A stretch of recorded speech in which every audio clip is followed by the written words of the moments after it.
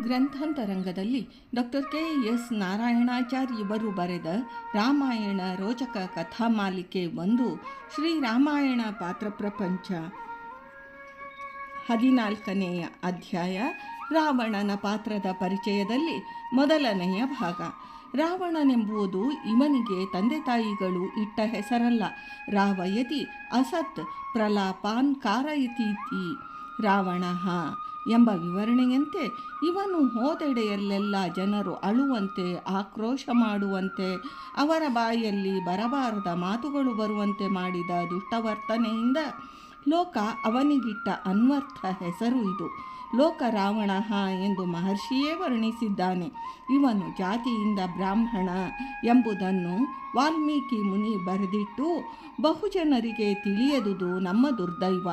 ವಿಶ್ರವಸ್ ಹಿಂದೆ ಗೋತ್ರ ಪ್ರವರ್ತಕ ಋಷಿಗಳ ಸಪ್ತರ್ಷಿಗಳ ಗಣನೆಯಲ್ಲಿ ಸೇರಿದ ಪುಲಸ್ತ್ಯನೆಂಬ ಬ್ರಹ್ಮ ಮಾನಸ ಪುತ್ರನ ಮಗ.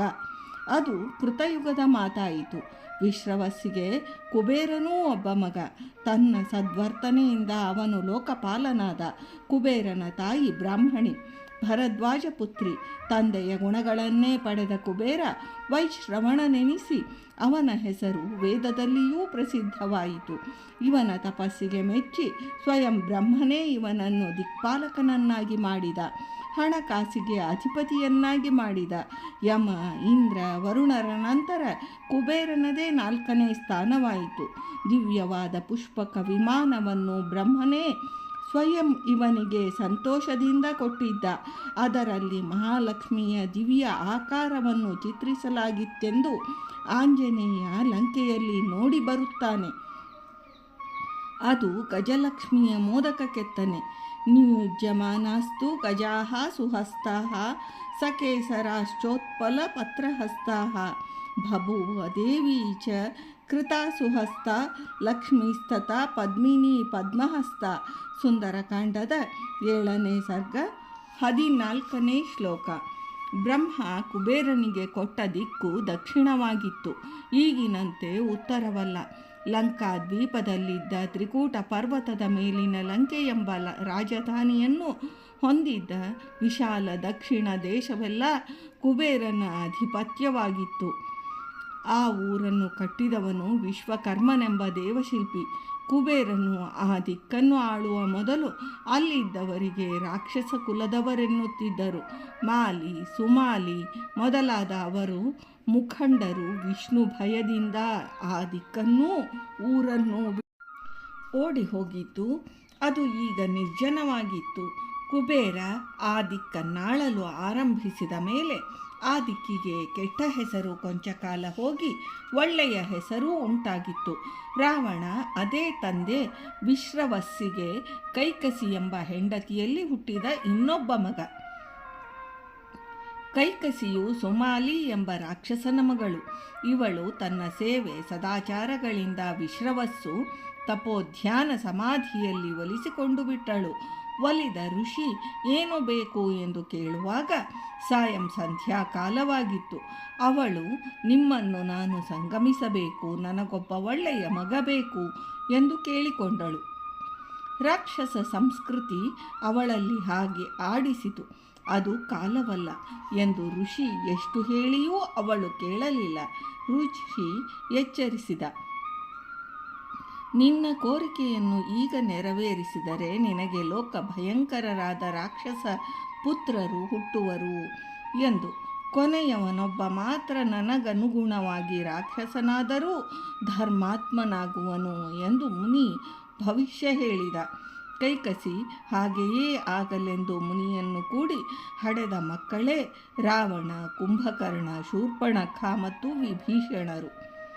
ಇದೇ ಕ್ರಮದಲ್ಲಿ ರಾವಣ ಹುಟ್ಟಿದ ವೇಳೆಯೇ ಸರಿಯಿರಲಿಲ್ಲ. ತಮೋಗುಣ ಪ್ರಚುರದ ವೇಳೆ ಅದು. ತಾಯಿಯ ಅವಿವೇಕದ ಫಲ ರಾವಣ.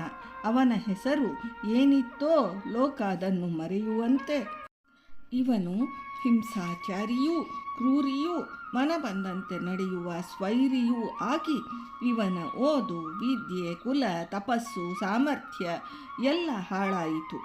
ರಾವಣ ವೇದಾಧ್ಯಯನ ಸಂಪನ್ನನಿದ್ದ. ಕೃಷ್ಣ ಯಜುರ್ವೇದಕ್ಕೆ ಇವನು ಬರೆದನೆನ್ನಲಾದ ಒಂದು ಭಾಷ್ಯ ಇವನ ಹೆಸರಿನದು ಈಗ ಸಿಗುವುದಿಲ್ಲ. ಗ್ರಂಥಗಳಲ್ಲಿ ಉಲ್ಲೇಖ ಮಾತ್ರ ಕಂಡುಬರುತ್ತದೆ. ರಾವಣ ಮಹಾರೂಪ ಸಂಪನ್ನನೂ ಇದ್ದ.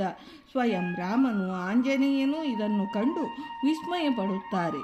ಶೂರನೂ ಪರಾಕ್ರಮಿಯೂ ಆದ ಇವನ ಶಕ್ತಿ ಮಾತ್ರ ಸದುಪಯೋಗವಾಗಲಿಲ್ಲ. ಇವನು ಶಿವಭಕ್ತನೆಂದು ಪುರಾಣಗಳು ಹೇಳುತ್ತವೆಯಾದರೂ ಶಿವನ ಕೈಲಾಸವನ್ನೇ ಕೈಯಿಂದೆತ್ತಿ ಒಗೆಯುವ ದುರುದ್ದೇಶದ ಇವನ ಶಿವಭಕ್ತಿ ಕಪಟವೆಂಬುವುದರಲ್ಲಿ ಸಂದೇಹವೇನು? ಪಾರ್ವತೀ ದೇವಿಯನ್ನೇ ಮೋಹಿಸಿ ಪತ್ನಿಯನ್ನಾಗಿ ಬಯಸಿದ ಇವನಲ್ಲಿ ಸ್ತ್ರೀ ವ್ಯಾಮೋಹ ಎಷ್ಟು ಆಳಕ್ಕಿತ್ತು ಊಹಿಸಿರಿ. ಇದನ್ನೆಲ್ಲ ಯಾವ ಭಕ್ತಿಯ ವಿಡಂಬನೆ! ಬ್ರಹ್ಮಭಕ್ತನೂ ಆಗಿ ಅವನನ್ನು ತಪಸ್ಸಿನಿಂದೊಲಿಸಿ ರಾವಣ ವರ ಕೇಳುತ್ತಾನೆ, ಯಾರಿಂದಲೂ ತಾನು ಸಾಯಬಾರದೆಂದು. ಬ್ರಹ್ಮನಲ್ಲೂ ಆ ಭಕ್ತಿ ಎಷ್ಟು ನೋಡಿದಿರಾ? ಕೈಲಾಸಕ್ಕೆ ಹೋಗುತ್ತಾ ಒಮ್ಮೆ ನಂದಿಕೇಶ್ವರನನ್ನು ನೋಡಿ ಕಪಿ ಮುಸುಡಿಯವನೇ ಎಂದು ಅಪಹಾಸ್ಯ ಮಾಡಿದ್ದನಂತೆ. ಕಪಿಯಿಂದಲೇ 100 ಸುಟ್ಟು ಭಸ್ಮವಾಗಲಿ ಎಂದು ನಂದಿ ಶಪಿಸಿದ. ಇದೆಲ್ಲ ಶಿವಭಕ್ತಿಯೇ?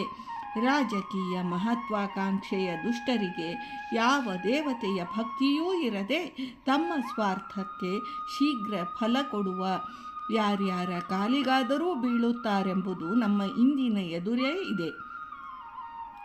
ಚುನಾವಣೆ ಕಾಲಕ್ಕೆ ಕಂಡ ದೇವಾಲಯಗಳಿಗೆಲ್ಲ ಹೋಗಿ ತಮ್ಮ ಹರಕೆ ಸಲ್ಲಿಸಿ ಪತ್ರಿಕೆಗಳಲ್ಲಿ ಫೋಟೋ ಹಾಕಿಸಿಕೊಳ್ಳುವ ಪುಂಡರಿಗೆಲ್ಲ ಅಂದಿನ ರಾವಣ ಒಂದು ಮಾದರಿ.